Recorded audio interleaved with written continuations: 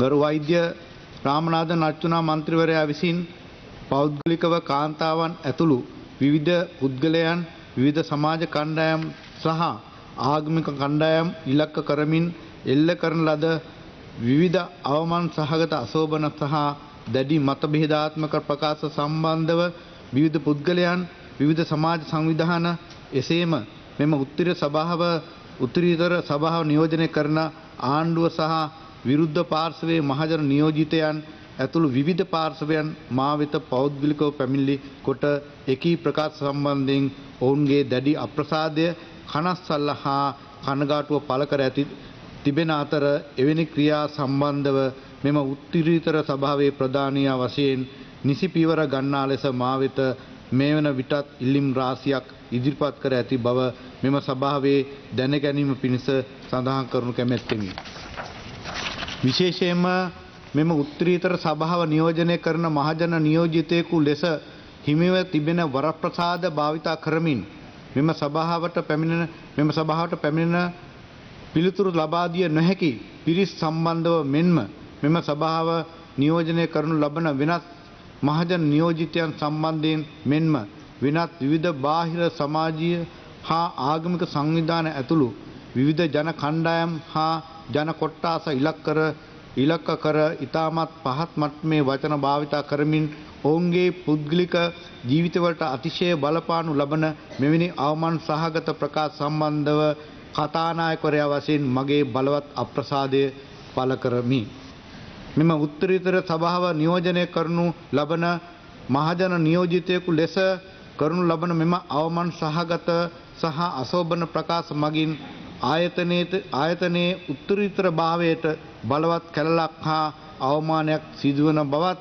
මම අවධාරණය කිරීමට කැමැත්තෙමි. තවද ඒ තුලින් ජාතික සමගියට හා සංවිධාවට බලවත් හානියක් සිදුවන බවත් සඳහන් කිරීමට කැමැත්තෙමි. මෙවැනි ප්‍රකාශ කිරීමෙන් වරිකන ලෙස අවස්ථා කීපයකදීම අදාළ මන්ත්‍රීවරයාට මවසින් විවිධාකාරයෙන් අවවාද කර ඇතත් එකී උපදෙස් පිළිගෙන කටයුතු කරන ආකාරයක් පෙන්눔 කිරීමට අදාළ මන්ත්‍රීවරයා විසින් මුලින්ම අපොහසත් වී ඇති බවත් මම නිරීක්ෂණය කරමි. මන්ත්‍රීවරයා විසින් සිදු කරනු ලබන මෙම ක්‍රියා පාර්ලිමේන්තුවේ ස්ථාවර නියෝගවල විධිවිධානයන් පාර්ලිමේන්තුවේ බලතල හා වරප්‍රසාද පනතේ විධිවිධානයන් සහ පාර්ලිමේන්තු මන්ත්‍රීවරුන්ගේ චර්යා ධර්ම සංග්‍රහයේ ඇතුළත් විධිවිධාන මෙන්ම চিරාත් කාලයක් සිට පැවත එන පැරණි පාර්ලිමේන්තු සම්ප්‍රදායන්ට මුලින්ම පටහැනි හා අනුකූල නොවන බව මෙහිලා විශේෂයෙන් අවධාරණය කරමි.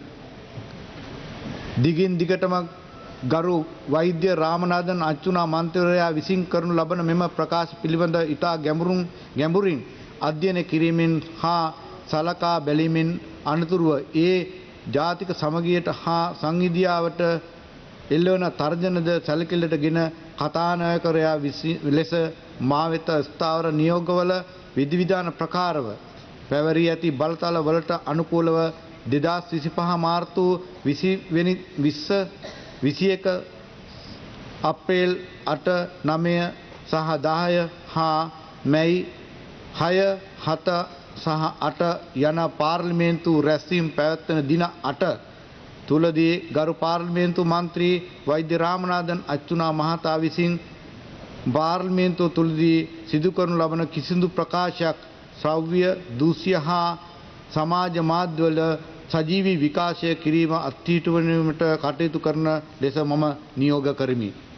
තවද අවස්ථානුකූලව මන්ත්‍රීවරයා විසින් සිදු කරනු ලබන එවැනි අවමන් සහගත අශෝභන සහ පහත් පෙළේ වචන යොදා ගනිමින් කරනු ලබන ප්‍රකාශ සියල්ල හැන්සාඩ් වාර්තා වලින් ඉවත් කිරීමට පියවර ගනු ලබන බවත් වැඩිදුරටත් මෙම සභාවට දැනුම් දීමට කැමැත්තෙමි. තවද මෙලෙස සජීවී විකාශය අත්හිටුවීමට කටයුතු කරන කාලය තුලදී මන්ත්‍රීවරයා විසින් පවත්වනු ලබන කතාවල අන්තර්ගතය සහ සිදු කරන ලබන ප්‍රකාශ පිළිබඳව සැලකිල්ලටගෙන එම తాවකාලික අත්හිටුවීම ඉවත් කිරීම පිළිබඳව සලකා ලබනු බවත් වැඩිදුරට සඳහන් කිරීමට කැමැත්තෙමි.